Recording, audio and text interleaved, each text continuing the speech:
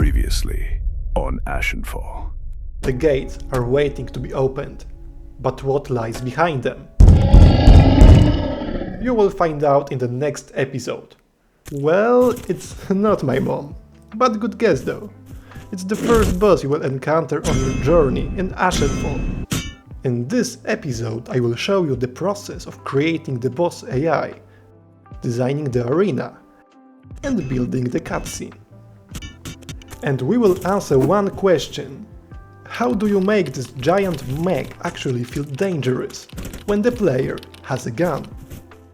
According to Design Dog's video What Makes a Great First Boss, when it comes to first bosses, there are two main types. The first type is basically an interactive cutscene. The boss is there to tell a story, not really to test you. Think Baldur from God of War. The fight is fun, but it's mostly about showing you who Baldur is and what's going on. The second type is a skill check. The game is asking, okay, have you actually been paying attention? Mergit from Elden Ring is a great example. No tutorials, no hints. You either learn how to dodge and read attacks, or you go back to the bonfire. In our case, since this mech is at the end of the first level, the second approach made the most sense. It's the final test. Can you use everything you have learned so far? But there's a problem. Our boss is a giant mech that fights in close distance, and our hero mainly uses a gun. So how can we make this fight interesting, and not just about shooting at a moving target? The answer that came to my mind was to apply two special attacks. The first one is a range shot. The mech fires 3 toxic bullets really fast, forcing you to keep moving. You cannot just stand still and shoot.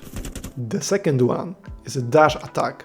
The boss rushes at you, gets right in your face, and hits hard.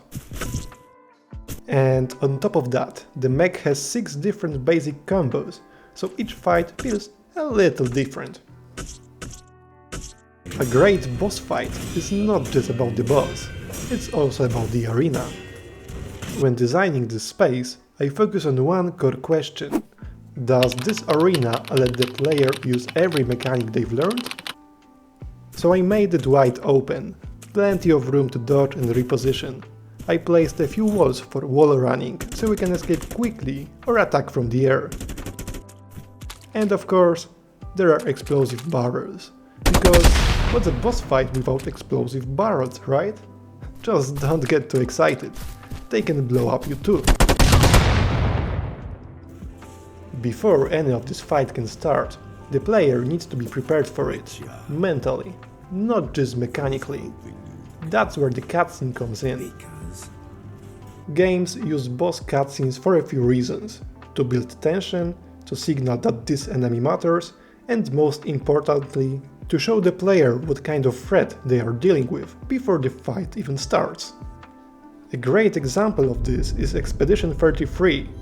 When you meet the duelist, you immediately feel how fast and unpredictable it is.